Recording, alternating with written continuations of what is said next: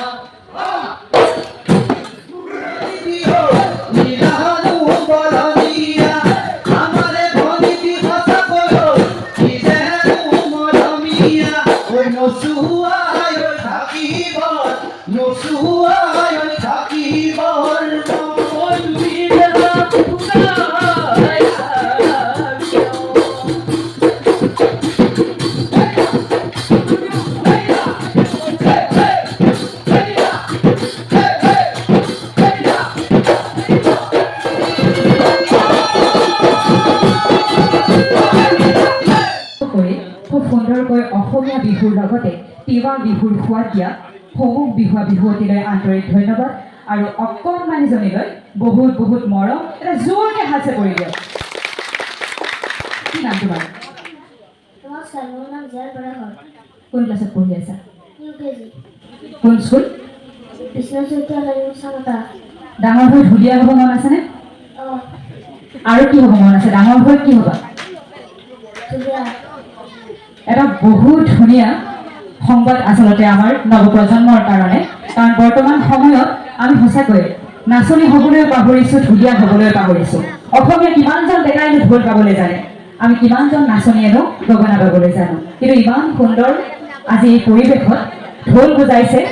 আৰু জীয়ানক বহুত বহুত আন্তৰিক পুনৰবাৰ মৰম জনাইছোঁ উজ্জ্বল ভৱিষ্যত কামনা কৰিছোঁ ধন্যবাদ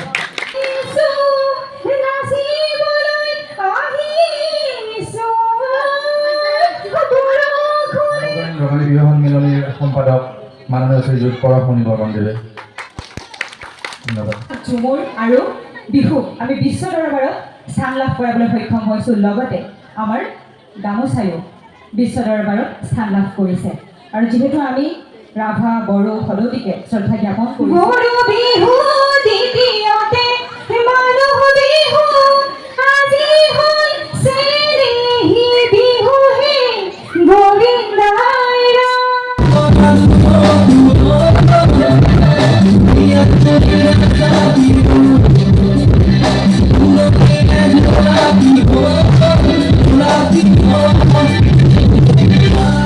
এয়া হৈছে 19 এপ্ৰিলৰ অনুষ্ঠান আৰু জুবিনদা কায়িকভাৱে আমাৰ মাজৰ পৰা নোহোৱা হোৱা 7 মাহ সম্পূৰ্ণ হ'ল আৰু এই অনুষ্ঠানত সন্ধিয়া জুবিনদাৰ প্ৰতিচ্ছবিত বন্তি প্ৰজ্বলন আৰু মাল্যাৰ্পণ কৰাৰ পিছত ইমান বেছি বৰষুণ আৰম্ভ হ'ল সেই বৰষুণ এবাৰলৈও নৰল আৰু ইমান বেছি ধাৰাসাৰ বৰষুণ যেন জুবিনদাৰ চকুপানী আছিল সেয়া আৰু জুবিনদাৰ আৰ্তনাদ আছিল বৰষুণৰ মাজৰ গাজনিসমূহ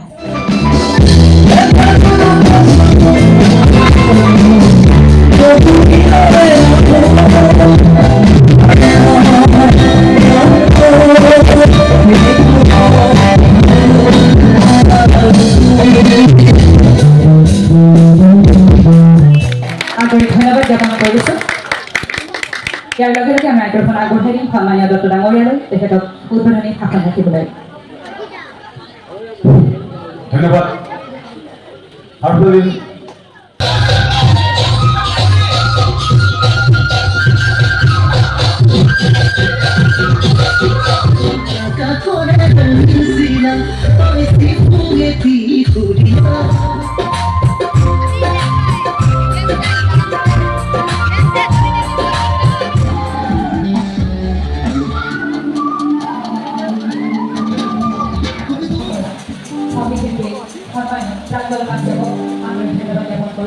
আৰু ইয়াৰ লগে